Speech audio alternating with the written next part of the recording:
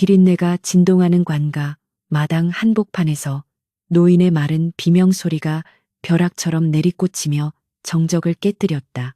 등에는 싸늘하게 식어버린 어린 손자의 시신을 포대기에 업은 채 노인은 흙바닥을 기며 변학제 사또의 비단 신발 끝을 붙잡고 통곡했다. 사또날이 제발 이 아이를 보아주소서. 사흘을 굶어 죽어가는 마당에도 사또날이 만수무강을 빌던 아이옵니다.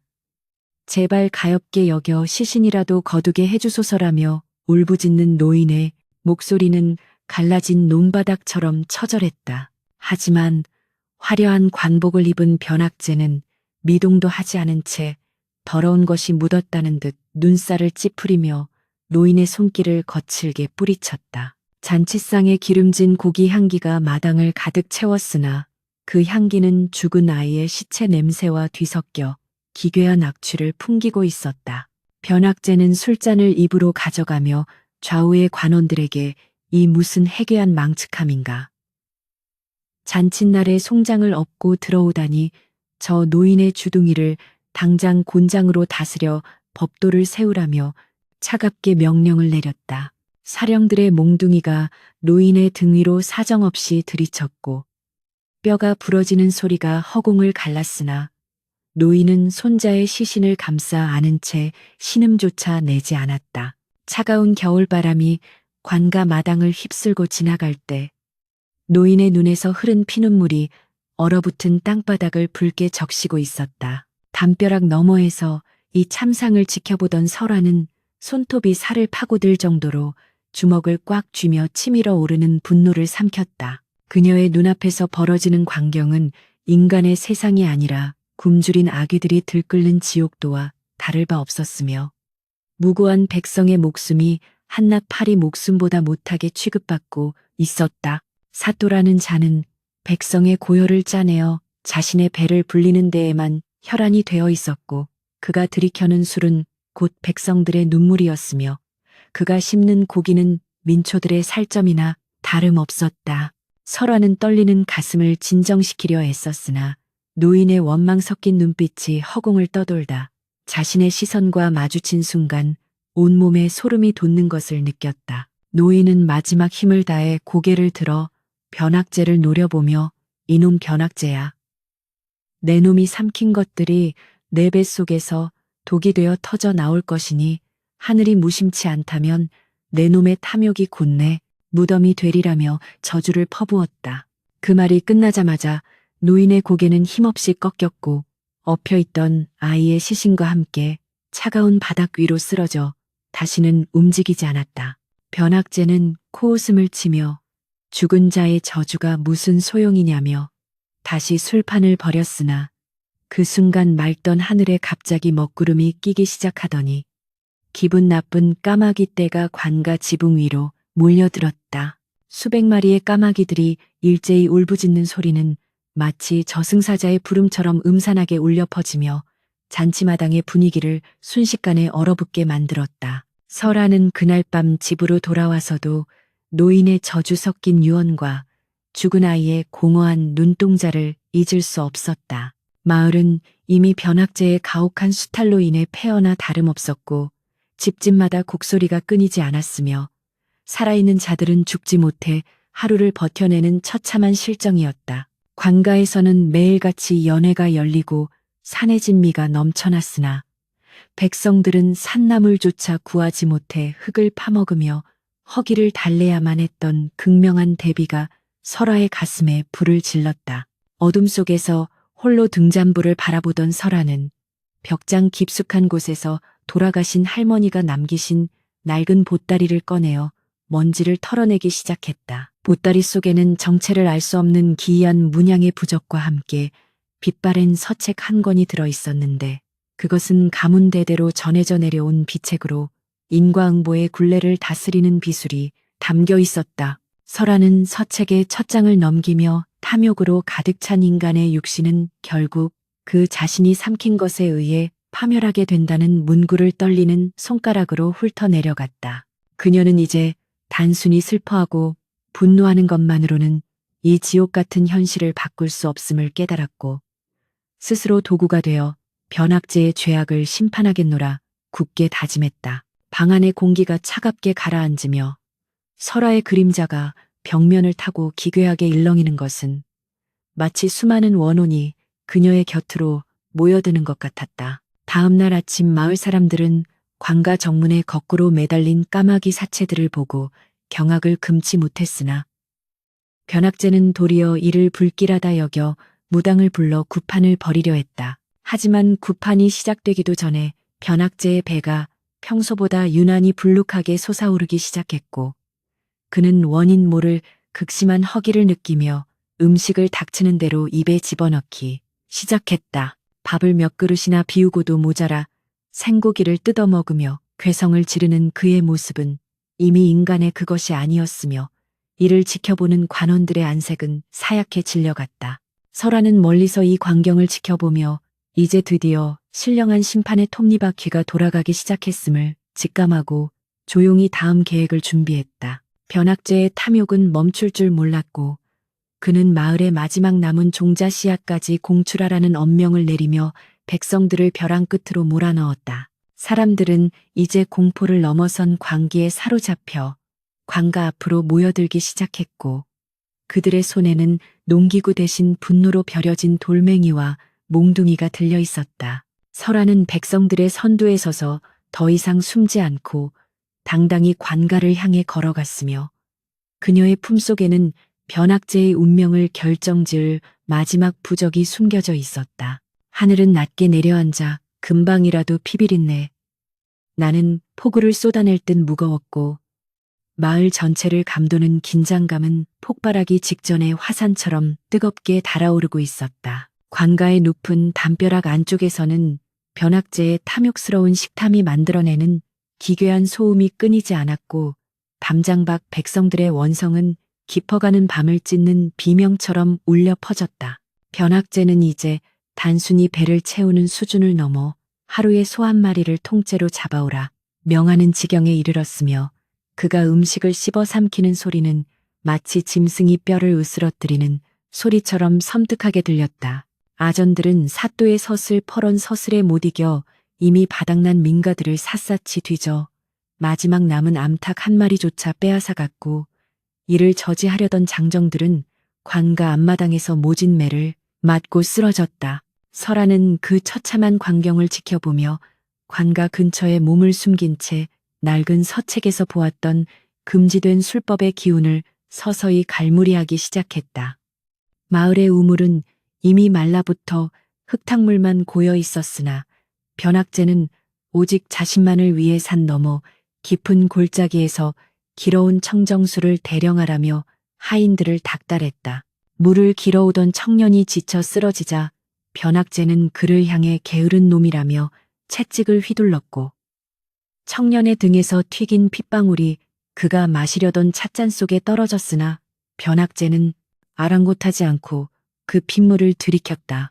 그 모습을 목격한 설아는 인간의 탈을 쓴 괴물이 저기 앉아 있음을 확신했으며 이제는 설득이나 호소가 아닌 오직 인과응보의 칼날만이 저 탐욕을 잠재울 수 있음을 뼈저리게 느꼈다. 설아가 품고 있던 비책의 부적은 이제 그녀의 심장 박동에 맞춰 은은한 붉은 빛을 내뿜으며 복수의 시간을 재촉하고 있었다. 변학제의 배는 날이 갈수록 비정상적으로 부풀어 올라 이제는 관복의 단추가 채워지지 않을 정도였으나 그는 여전히 허기를 호소하며 더 많은 곡물을 가져오라 소리쳤다. 그가 머무는 침소 주변에는 기분 나쁜 파리떼가 들끓기 시작했고 그가 내뱉는 숨결에서는 시체 썩는 악취가 풍겨나와 하인들조차 코를 막지 않고서는 곁에 다가설 수 없었다. 마을 노인들은 이를 두고 죽은 손자를 업고 간 노인의 원혼이 사또의 뱃속에 들어앉아 끝없이 음식을 요구하는 것이라며 수군거렸고 그 소문은 삽시간에 고을 전체로 퍼져 나갔다. 변학제는 그 소문을 퍼뜨린 자들을 잡아들여 혀를 뽑겠다며 광기를 부렸으나 정작 본인은 거울 속에 비친 자신의 기괴한 형상을 보며 원인 모를 공포에 몸을 떨었다. 한밤중에 변학제의 집무실로 몰래 잠입한 설아는 그가 잠든 사이 방 안 구석구석에 억울하게 죽은 자들의 원한이 담긴 흙과 마른 피를 뿌리며 주술을 완성해 나갔다. 잠결에 신음하며 헛손질을 하는 변학제의 이마에는 검은 혈관이 툭툭 붉어져 나왔고 그가 삼킨 수많은 생명들의 환영이 병풍 너머에서 일렁이는 듯했다. 설하는 나지막한 목소리로 네가 삼킨 것은 쌀알이 아니라 백성들의 뼈요. 네가 마신 것은 술이 아니라 민초들의 피눈물이니 이제 그 무게를 네 육신이 감당해야 할 것이라며 주문을 외웠다. 그러자 변학제의 배가 꿈틀거리며 마치 살아있는 생명체가 그 안에서 발버둥치는 듯한 형상을 보였고 그는 잠결에도 극심한 통증을 느끼는지 식은땀을 흘리며 괴로워했다. 이튿날 변학제는 더욱 난폭해져서 마을의 어린아이들까지 잡아다 강제로 일을 시키고 부모들에게는 세금을 내지 못하면 아이들을 노비로 팔아넘기겠다고 협박했다. 설화의 이웃이었던 박서방은 어린 딸을 지키기 위해 관가 마당에서 머리를 들쓰며 맹세했으나 변학제는 이를 조롱하며 발길질을 해댔고 결국 박서방마저 목숨을 잃고 말았다. 이 사건은 평소 순종적이었던 마을 사람들의 가슴 속에 숨겨져 있던 마지막 분노의 불꽃을 당기는 계기가 되었으며 사람들은 더 이상 죽음을 두려워하지 않는 눈빛으로 변했다. 설하는 마을 사람들을 하나둘씩 모아 지금 우리가 겪는 고통은 저 사또 한 명의 탐욕에서 비롯된 것이니 우리가 함께 일어나지 않으면 우리 모두가 저 뱃속으로 들어갈 것이라며 설득했다. 관가 내부에서도 동요가 일어나기 시작했는데 변학제의 광기를 견디지 못한 일부 아전들이 야반도주를 하거나 설화에게 협력하여 관가의 내부 지도를 넘겨주기도 했다. 변학제는 이제 자신이 거느리던 부하들조차 믿지 못하고 사방을 의심하며 칼을 휘둘렀고 그의 침소는 피와 고름 냄새가 진동하는 도살장처럼 변해가고 있었다. 그는 밤마다 누군가 자신의 배를 가르고 속에 든 보아들을 꺼내 가려 한다는 환청에 시달리며 잠을 이루지 못했고 점점 쇠약해져가는 육신과는 대조적으로 배만은 터질 듯이 불어났다. 설하는 때가 왔음을 직감하고 마을 사람들에게 각자의 도구를 들고 관가로 모일 것을 지시하며 마지막 심판을 위한 의식을 거행할 준비를 마쳤다. 폭풍이 몰아치기 직전의 고요함처럼 고을은 무거운 침묵에 잠겼으나 그 침묵 속에는 수천 명의 숨소리가 응축되어 거대한 파도처럼 일렁이고 있었다. 관가 정문 앞에는 이미 수많은 백성들이 횃불을 든 채 모여들기 시작했고 그들의 눈빛은 어둠 속에서도 형형하게 빛나며 탐관오리의 몰락을 갈구하고 있었다. 설화는 그들의 맨 앞에 서서 낡은 비책을 높이 치켜들었고 하늘에서는 마른 하늘에 날벼락이 치며 변학제의 몰락이 머지 않았음을 알리는 징조가 나타났다. 이제 마을을 감싸고 있던 공포의 장막이 걷히고 억눌렸던 민초들의 기계가 하늘을 찌를 듯 솟구치니 이는 곧 대지에 내리는 피의 비가 될 것임을 예고하는 듯했다. 변학제의 침소 안은 이제 인간이 거처하는 곳이라 부르기 민망할 정도로 악취와 광기가 가득 차 있었다. 그는 자신의 불룩하게 솟아오른 배를 쓰다듬으며 아무도 믿지 못하겠다는 듯 눈알을 번뜩였고 보물 상자에서 꺼낸 금덩이들을 입안에 넣고 씹으려다 이빨이 부러져 피를 흘리면서도 멈추지 않았다. 설화는 관가의 담을 넘어 그가 숨겨둔 밀실의 문을 열었으며 그곳에서 발견한 것은 다름 아닌 고을 백성들의 호구 단자와 세금을 탈루하여 모아둔 막대한 장부들이었다. 그녀는 이 장부들이야말로 변학제의 목을 깰 수 있는 증거이자 그가 부리는 사술의 근원임을 깨닫고 장부 위에 미리 준비해온 멸망의 주문을 써 내려가기 시작했다. 밀실의 어둠 속에서 설화가 주문을 외우자 장부의 종이들이 스스로 불타오르며 푸른 연기를 내뿜었고 그 연기는 마치 살아있는 뱀처럼 변학제의 침소로 흘러들어갔다. 침소에 누워 신음하던 변학제는 갑자기 가슴을 쥐어뜯으며 비명을 질렀는데 그의 뱃속에서는 수만 마리의 벌레가 꿈틀거리는 듯한 기괴한 소동이 일어났다.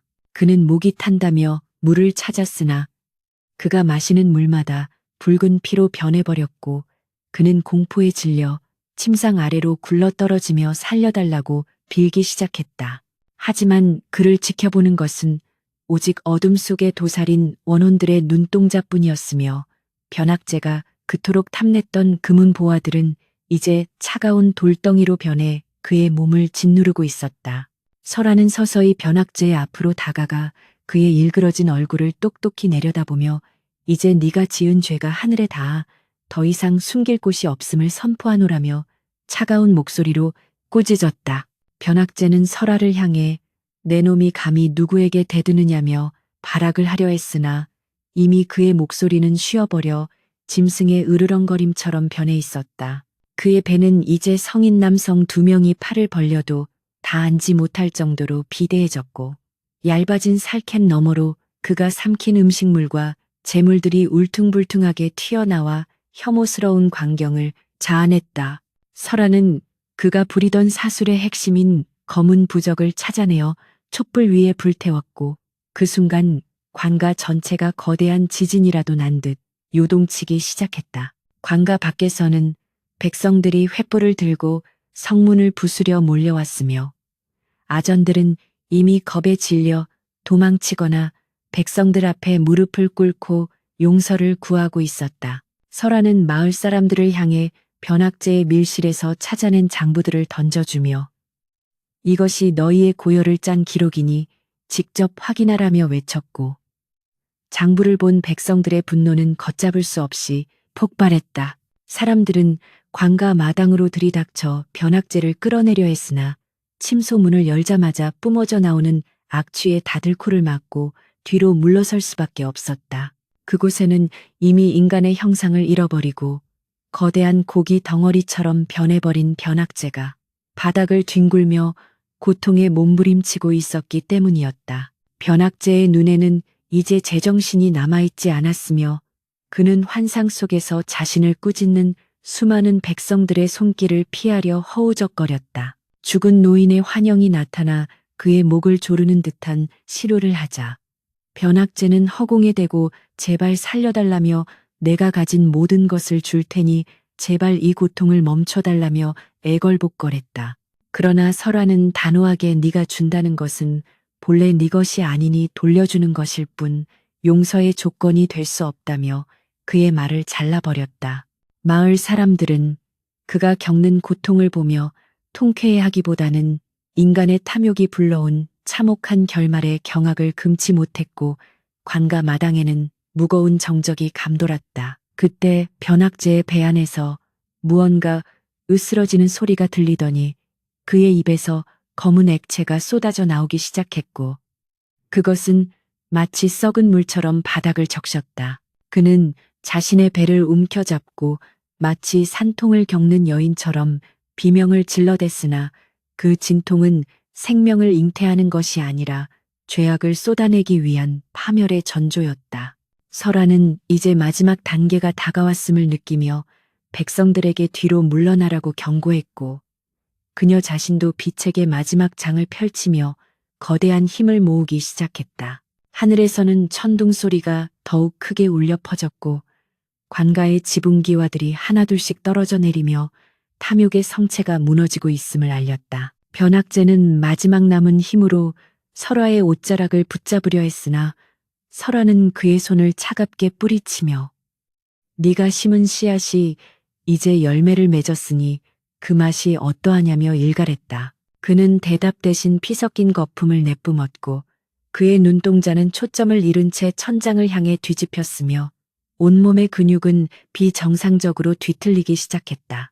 마을 사람들은 이 기괴하고도 두려운 광경을 지켜보며 인과응보라는 네 글자가 가진 엄중함을 뼈저리게 느꼈고 자신들의 원한이 어떤 방식으로 매듭 지어질지 숨을 죽였다. 이제 변학제의 배는 한계에 도달한 풍선처럼 팽팽해져 가고 있었고 그 속에서 들려오는 울음소리는 죽은 자들의 마지막 통곡과도 같았다. 설아가 마지막 주문을 끝내고 손을 번쩍 들어 올리자 관가 하늘 위로 거대한 번개가 내리쳤고 그 빛은 어두운 마당을 대낮처럼 환하게 밝혔다. 그 빛 속에서 변학제의 육신은 마치 폭발하기 직전에 화염처럼 붉게 달아올랐으며 그가 지은 죄의 무게가 실체화되어 그의 온몸을 짓눌렀다. 이제 모든 준비는 끝났고 억눌린 민초들의 원한이 한 곳으로 모여 탐과 놀이의 심장을 겨누는 비수가 되었으니 다음 순간 벌어질 일은 누구도 되돌릴 수 없는 신의 심판이었다. 설아는 조용히 눈을 감으며 이 땅의 억울한 넋들을 향해 이제 곧 평안을 찾게 될 것이라며 나지막이 읊조렸고 대지는 거대한 진동과 함께 심판의 시간을 맞이했다. 관가 마당을 가로지르는 번갯불이 섬뜩한 섬광을 내뿜자 변학제의 비명은 이제 인간의 성대를 넘어선 기괴한 울림으로 변하여 고을 전체를 진동시켰다. 그의 배는 이미 상상할 수 없을 만큼 부풀어 올라 살갗이 투명해질 정도로 팽팽해졌고 그 내부에서는 그간 그가 삼켰던 수천 석의 쌀과 금부치들이 뒤섞여 요동치는 소리가 들려왔다. 설아는 마을 사람들을 향해 모두 땅에 엎드려 눈을 가리라고 외쳤으며 그녀 자신은 낡은 서책을 가슴에 품고 몰아치는 폭풍의 중심에서 변학제를 향해 마지막 심판의 부적을 던졌다. 부적이 변학제의 이마에 닿는 순간 그의 몸에서는 검은 기운이 뿜어져 나왔고 대지는 그가 저지른 죄악의 무게를 더 이상 견디지 못하겠다는 듯 거칠게 흔들렸다. 마침내 천지를 뒤흔드는 굉음과 함께 변학제의 배가 한복판부터 찢어지며 터져나갔고 그 안에서 쏟아져 나온 것은 단순한 오물이 아니라 시커먼 원한의 파편들이었다. 그토록 백성들을 굶주리게 하며 제 배만 채웠던 곡식들은 이미 썩어 문드러진 흙탕물이 되어 사방으로 튀었고 그가 모았던 금화들은 날카로운 파편이 되어 그의 살점을 도려냈다. 변학제의 육신은 풍비박산이 나며 사방으로 흩어졌으나 죽음조차 그에게는 사치인 듯 그의 영혼은 육신을 떠나지 못한 채 찢어진 가죽 속에 갇혀 영원한 고통의 울부짖음을 내뱉었다. 관가 마당은 순식간에 피와 오물, 그리고 백성들의 고열이 뒤섞인 아수라장이 되었고 그 기괴한 풍경 앞에서 백성들은 공포와 희열이 뒤섞인 눈물로 통곡했다. 놀라운 것은 변학제의 배가 터진 자리에서 쏟아져 나온 검은 연기가 하늘로 치솟더니 그 옛날 굶어 죽었던 노인과 어린 손자의 형상으로 변해 잠시 허공을 맴돌았다는 사실이다. 그 원혼들은 변학제의 비참한 최후를 지켜본 뒤에야 비로소 맺혔던 하늘 풀듯 평온한 미소를 지으며 연기가 되어 사라졌고 그들이 사라진 자리에는 맑은 빗방울이 떨어지기 시작했다. 설아는 빗물을 맞으며 서서 이제야 하늘의 도리가 바로 섰음을 깨달았고 무릎을 꿇은 채 울분을 토해내는 마을 사람들의 어깨를 하나하나 어루만지며 위로했다. 관가를 지키던 관원들은 그 광경을 보고 사시나무 떨듯 떨며 무기를 버리고 달아났으나 이미 분노한 민심의 파도는 그들을 용서치 않고 하나둘씩 붙잡아 대죄를 물었다. 변학제가 숨겨두었던 비밀 창고의 문이 백성들의 손에 의해 부서져 열리자 그 안에는 썩어가는 곡식들이 산더미처럼 쌓여 있었는데 이는 모두 백성들이 굶주릴 때 그가 착복했던 것이었다. 사람들은 그 곡식을 보며 다시 한번 분노를 터뜨렸으나 설아는 이 곡식들을 마을 공동의 재산으로 삼아 굶주린 이들에게 공평하게 나누어 주어야 한다고 사람들을 진정시켰다. 탐욕의 상징이었던 관가는 이제 심판의 장소가 되었고 변학제의 육신이 사라진 자리에는 오직 그가 남긴 추악한 죄의 흔적만이 악취와 함께 남아 권력의 덧없음을 증명하고 있었다. 비는 그치지 않고 내려 관가 마당을 적셨으나 그것은 대지를 더럽히는 비가 아니라 오랫동안 쌓였던 원한과 핏자국을 씻어내는 정화의 눈물이었다. 이윽고 날이 밝아오자 관가 주변에는 근방의 다른 고을 백성들까지 모여들어 탐관오리의 비참한 말로를 직접 확인하며 하늘의 뜻이 살아있음을 찬양했다. 설아는 변학제의 집무실 책상 위에 놓여있던 부정한 장부들을 모두 모아 마당 한복판에서 불태웠고 그 불길은 하늘 높이 치솟아 마을 구석구석을 비추었다. 불타는 장부 조각들은 나비처럼 허공을 날아다녔으며 그 종이가 한 장씩 재가 될 때마다 백성들의 가슴에 박혔던 대못 같은 한도 하나씩 뽑혀나가는 듯 했다. 사람들은 서로의 손을 맞잡고 이제는 더 이상 수탈당하지 않아도 된다는 안도감에 서로를 껴안았으며 설화는 그 중심에서 묵묵히 기도를 올리며 희생된 영혼들의 안식을 빌었다. 하지만 심판은 여기서 끝이 아니었으니 변학제를 비호하며 함께 백성들을 괴롭혔던 탐욕스러운 지방 관리들이 줄줄이 포박되어 마당으로 끌려 나왔다.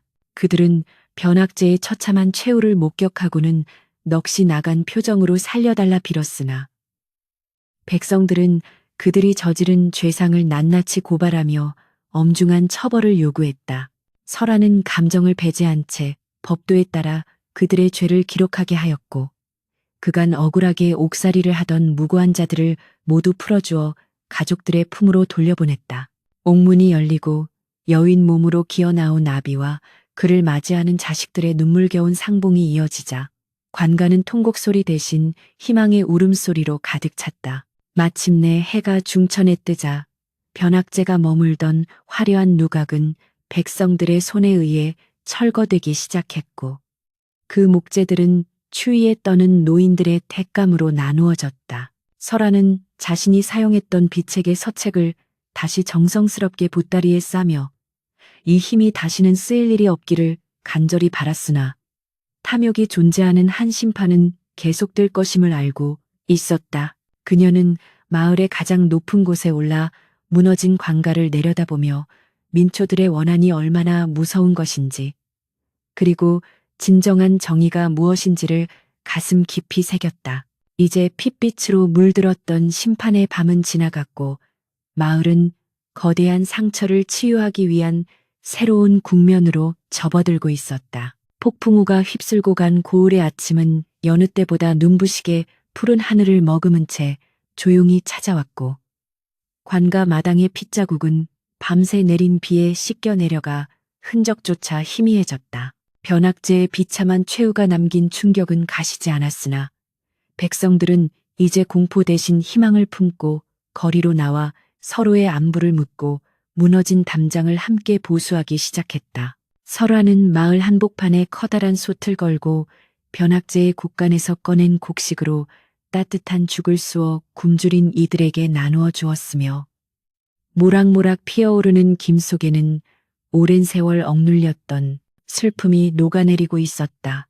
한 그릇에 죽을 받아든 노파는 눈물을 흘리며 이제야 사람 사는 세상 가꾸려라며 떨리는 손으로 설화의 손등을 어루만졌고 설화는 말없이 미소로 답하며 그들의 아픔을 보듬었다. 탐욕으로 가득 찼던 관가터에는 백성들의 뜻을 모아 작은 정자가 세워졌으며 그곳은 이제 누구도 함부로 침범할 수 없는 민초들의 쉼터이자 서로의 의견을 나누는 공론의 장이 되었다.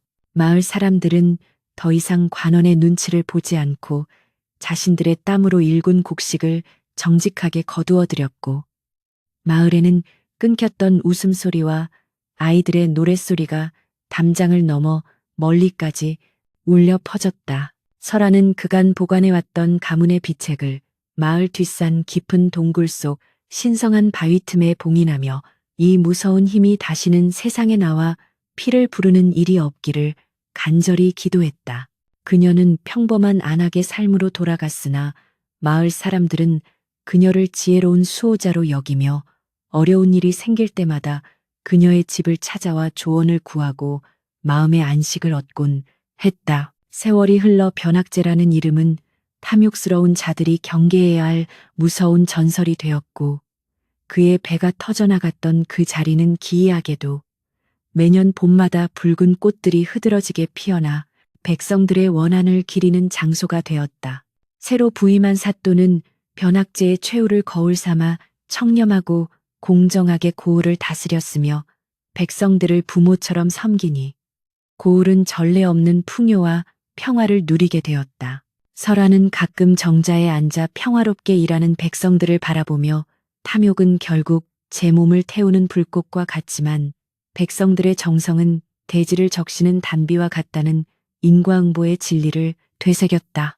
하늘은 여전히 높고 푸르렀으며 바람에 실려오는 흙내음 속에는 더 이상 피비린내나 썩은 악취가 아닌 생동감 넘치는 삶의 향기가 가득 배어 있었다. 마지막까지 고통받았던 영혼들을 위로하기 위해 세운 작은 비석 앞에는 항상 신선한 과일과 꽃들이 놓여 있었는데 이는 백성들이 그날의 심판을 잊지 않고 정의를 지키겠다는 다짐과도 같았다.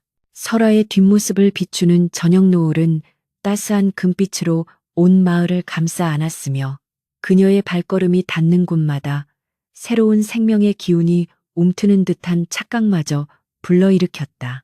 권력은 한때의 꿈처럼 덧없으나 민초들의 끈질긴 생명력과 정의를 향한 갈망은 억만 년이 지나도 변치 않는 바위처럼 이 땅을 굳건히 지탱하고 있었다. 저 멀리 산등성이 너머로 해가 저물어갈 때 설하는 나지막이 읍조리길 심은 대로 거두는 것이 하늘의 도리이니 어찌 인간이 그 뜻을 거스를 수 있겠느냐며 고개를 끄덕였다. 이 이야기는 입에서 입으로 전해져 후대의 사람들에게 큰 교훈을 주었으며 부정한 재물을 탐하는 자들에게는 서늘한 경고가 되었고 억울한 자들에게는 따뜻한 위로가 되었다.